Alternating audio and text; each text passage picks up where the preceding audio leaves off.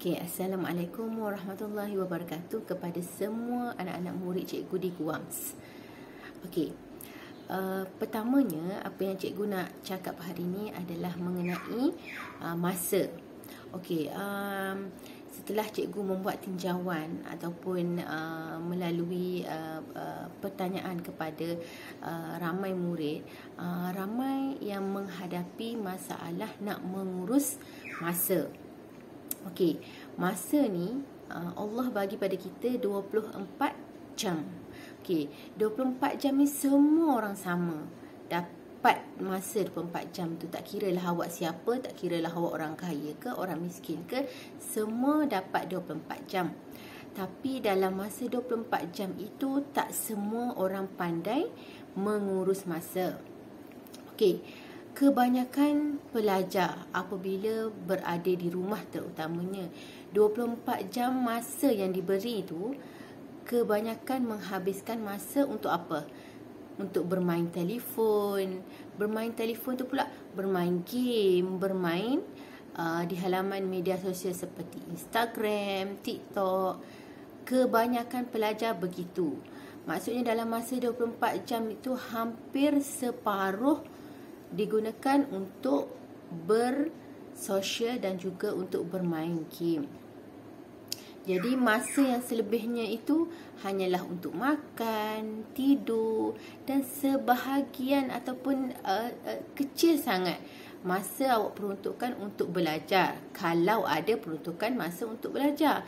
Tapi selebihnya digunakan untuk bermain perkara yang tidak mendatangkan faedah kepada kita. Cikgu tak kata benda itu salah. Tetapi apabila hampir separuh daripada waktu awak, separuh maksudnya hampir 12 jam awak bermain, bangun pagi awak main game, tengah hari main game, petang main game, malam berjaga malam daripada maghrib sampai ke hampir subuh awak bermain game ataupun bermain halaman media sosial yang lain. Jadi ini menyebabkan awak tidak dapat membuat perkara-perkara yang sepatutnya awak laksanakan sebagai seorang pelajar. Yang paling penting adalah apa yang awak kena buat adalah sudah tentu belajar. Tapi apabila hampir sebahagian waktu awak gunakan untuk bermedia sosial ataupun untuk bermain game, maka sudah tentu masa untuk belajar itu tidak ada ataupun tidak langsung diperuntukkan. Jadi akibatnya awak tidak masuk kelas online, awak tak buat kerja rumah. Sedangkan ada pelajar yang boleh buat. Kenapa ada setengah pelajar yang tidak boleh buat? Bila ditanya oleh guru-guru yang mengajar, alasan tidak cukup masa, tak sempatlah cikgu. Sedangkan waktu itu ada tetapi tidak digunakan dengan sebaik-baiknya. Jadi inilah maksudnya pengurusan masa. Cikgu ibaratkan begini, masa ni. Contohnya cikgu bagi awak RM100. Okey, pelajar yang hebat, pelajar yang berdedikasi, dia akan gunakan RM100 itu, okey, sebahagian besarnya akan diperuntukkan untuk membeli buku-buku ilmiah, buku-buku pelajaran, buku-buku rujukan. Okey, dan sebahagian yang lain digunakan untuk beli makanan kegemaran, beli sesuatu yang mereka sukalah.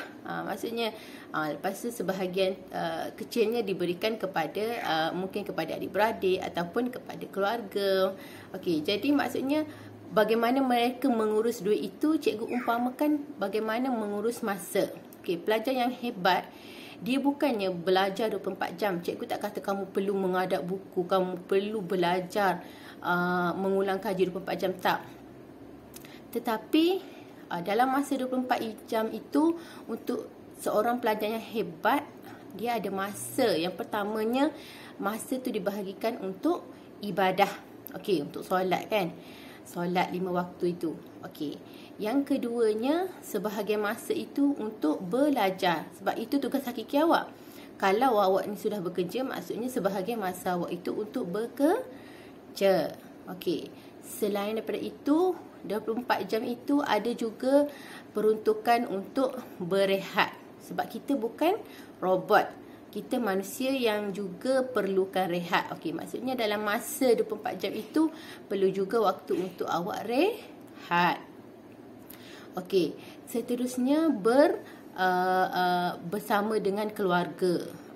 Cikgu tak nak bila awak balik kat rumah, awak asyik belajar, awak asyik main phone, tapi tidak ada masa langsung juga untuk keluarga. Sedangkan kita sebagai pelajar sekolah asrama, sudahlah jarang awak balik ke rumah. Tapi bila balik ke rumah, banyak masa duduk dalam bilik bermain phone. Jadi tidak ada orang kata tidak ada masa yang berkualiti bersama dengan keluarga. Dan akhir sekali perlu juga ada waktu untuk awak beriadah. Sebabnya kalau kita asyik belajar, asyik bermain telefon, otak kita ataupun tubuh kita akan rasa letih juga. Okay, jadi bila kita beriadah dalam masa yang sama, kita akan mendapat tubuh yang sihat dan segar untuk awak kembali buat kerja-kerja yang awak sepatutnya buat. Okey, jadi cikgu harap masa yang ada selepas ini, sebab lepas ni kita akan bercuti lama juga, hampir 2 minggu. Jadi gunakan waktu 2 minggu ni untuk awak siapkan kerja-kerja yang sepatutnya, terutamanya modul-modul daripada guru, ulang kaji. Dan cikgu seru sangat kepada pelajar-pelajar, terutamanya pelajar tingkatan 5, gunakan waktu yang ada ini dengan sebaik-baiknya, sebab waktu yang ada hanyalah sekadar beberapa bulan sahaja. Kalau awak tak boleh nak manage masa dengan baik dalam tempoh beberapa bulan ini, jadi mungkin akan ada penyesalan-penyesalan. Kalaulah aku lebih rajin, kalaulah aku lebih pandai manage masa, akan ada banyak penyesalan selepas ini. Jadi akhirnya cikgu harap semua pelajar, kalau yang ada masalah mengenai pengurusan masa, boleh kontak cikgu dan kita sama-sama buat jadual bagaimana nak uruskan masa awak, terutamanya semasa berada di rumah. Okey, Assalamualaikum warahmatullahi wabarakatuh.